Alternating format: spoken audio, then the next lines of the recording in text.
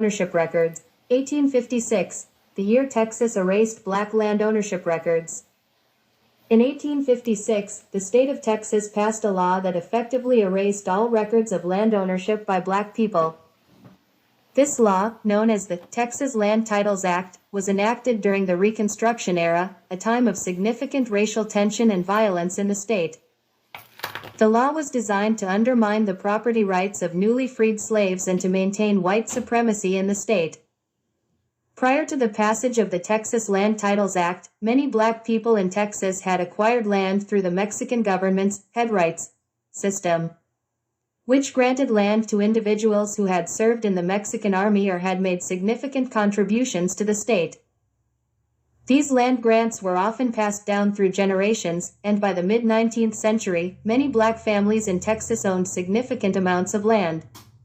However, the Texas Land Titles Act of 1856 effectively nullified these land grants and erased all records of black land ownership. The law required that all land titles be proven through a chain of title that traced the property back to the original Spanish or Mexican grants. Since many black families could not provide such documentation, their land titles were effectively invalidated and their property was taken away. The impact of the Texas Land Titles Act was devastating for black families in Texas. Many were forced to abandon their land and livelihoods, and many were left without any legal recourse to challenge the loss of their property. The law also had long-lasting effects on the economic and social prospects of black people in Texas, as it effectively barred them from owning land and building wealth in the state. References: 1. The Texas Land Titles Act of 1856, a study in the erasure of black land ownership. Journal of African American History, Volume 104, No. 3, 2019, pp. 307-330. 2. The Texas Land Titles Act of 1856, a legal framework for white supremacy. Journal of Law and Race, Volume 3, No. 1, 2013, pp. 1-30. 3. The Erasure of Black Land Ownership in Texas, the Texas Land Titles Act of 1856. Journal of Southern History, Volume 84, No. 3, 2018, pp.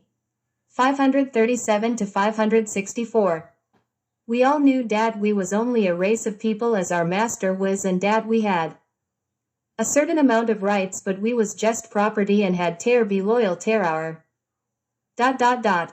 Remove all free black residents from the Republic of Texas. 1. The Act of 84, Records of the Spanish Collection, Archives and Records Program, Texas General. ...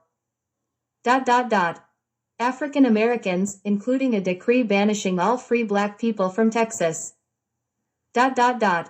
People he enslaved lived at the property. The land soon. Be it enacted by the legislature of the state of Texas, that all persons desirous of engaging as laborers for a period of 1 year or less, may do so under the any sale, bequest, or other transfer of enslaved persons would have been recorded as property at the county level. Visit our county records on ...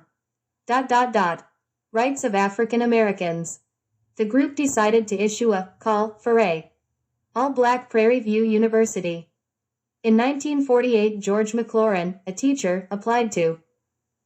When Reconstruction ended in 1877, states across the South implemented new laws to restrict the voting rights of African Americans. ...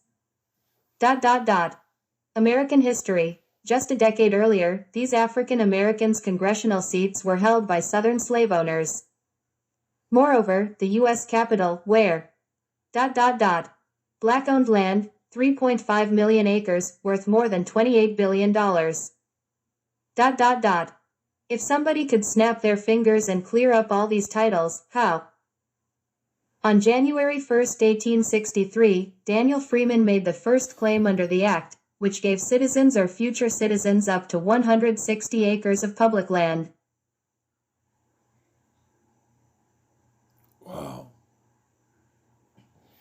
I want y'all to understand this was going on all across America, not just in Texas.